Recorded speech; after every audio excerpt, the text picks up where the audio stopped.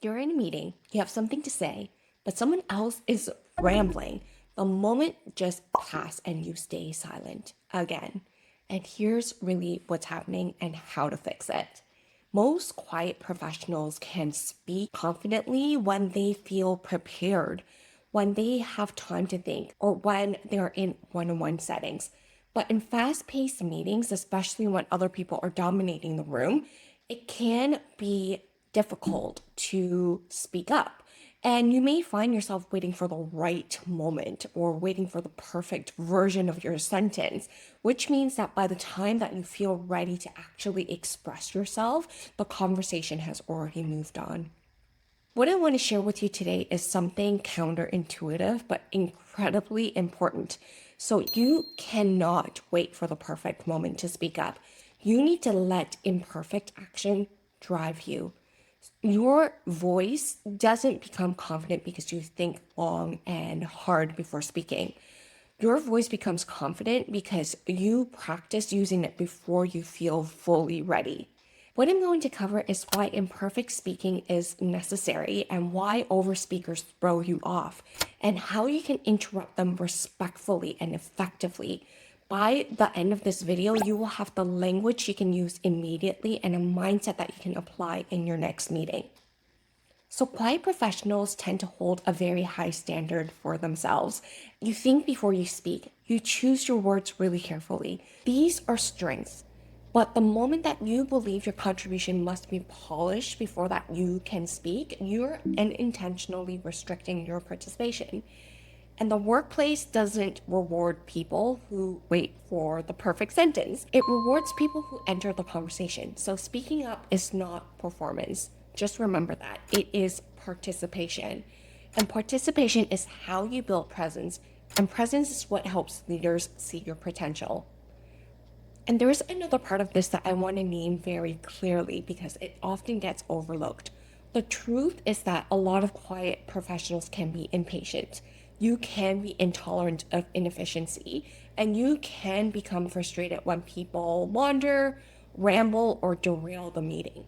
Those particular reactions are not flaws. They are signals of what you value, and what you value is clarity, efficiency, and respect for other people's time. And these are not shortcomings. These are leadership instincts.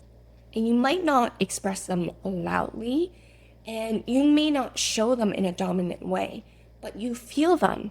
And those internal reactions can actually help you. They can be the source of your imperfect speaking.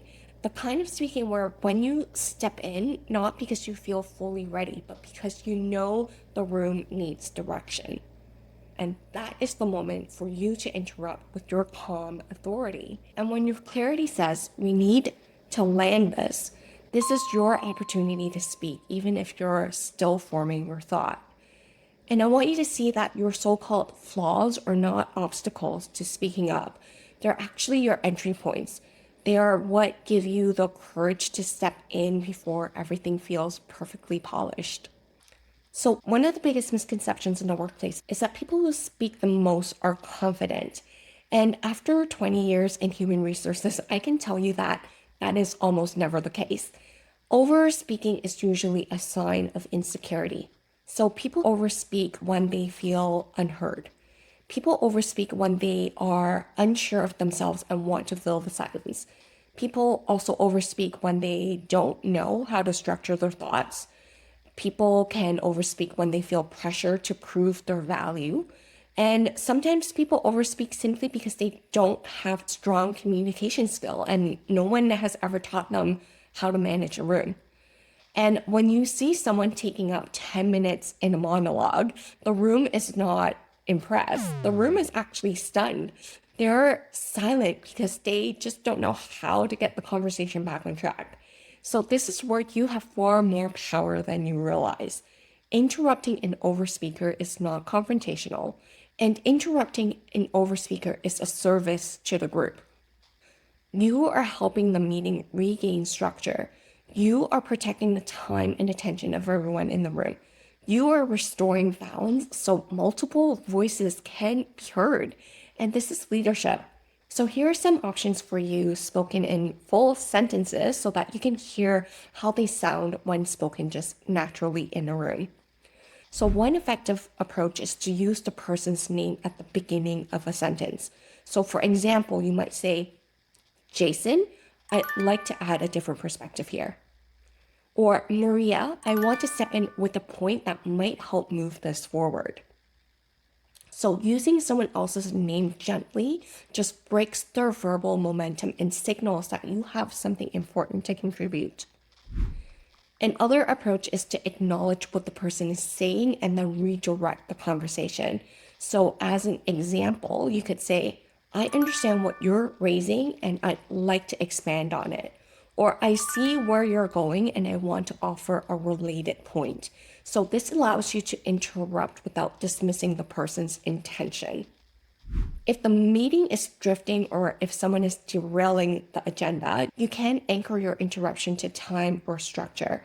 So you might say something like, to help us stay aligned with the agenda, I'm going to jump in for a moment. Or before we move too far ahead, I'd like to raise something that might clarify our direction. So this frames your interruption as a contribution to the group and not as a challenge to the speaker. You can also interrupt by asking a clarifying question. So a clear, direct question forces a long-winded speaker to just pause and land their point. So you could ask, what is the main outcome you're recommending? Or are you suggesting we move in this direction? Or what decision do you need from us today? So questions naturally slow the speaker down and create space for you to enter the discussion. So each of these approach is calm, it's respectful, and it's also very professional. So none require you to be loud. They all allow you to step into the conversation with authority.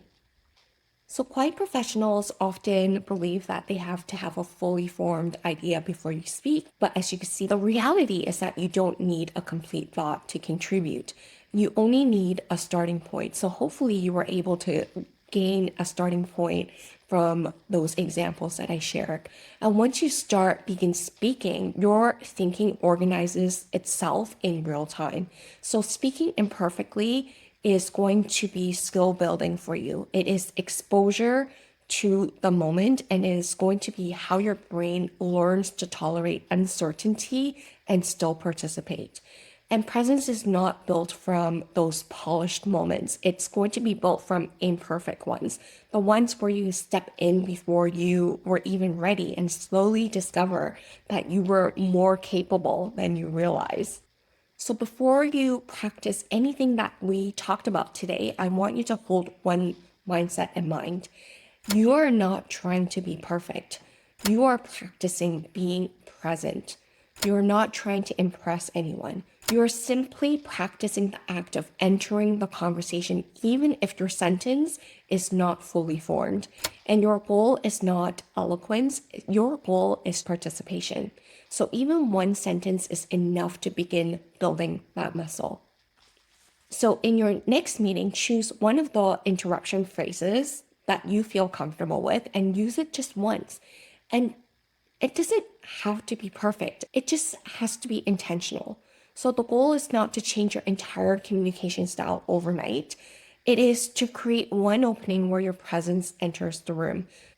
In the next video, we're going to address a concern that almost every quiet professional has, which is, what if people already see me as quiet? Will any of this even matter? And if you've ever felt like your reputation is already set, or that people won't take your contributions seriously even if you start speaking up, you're not alone. The next video will help you understand how impressions actually can shift in the workplace and how to rebuild your presence in a way that feels natural and sustainable. And if you haven't downloaded it yet, the Quiet Leader Identity Workbook is linked below, and it is a free download that's going to help you anchor yourself in the confident self that you know that you are, and to help you step into a leadership brand that you know that you can have. So I'll see you in the next video.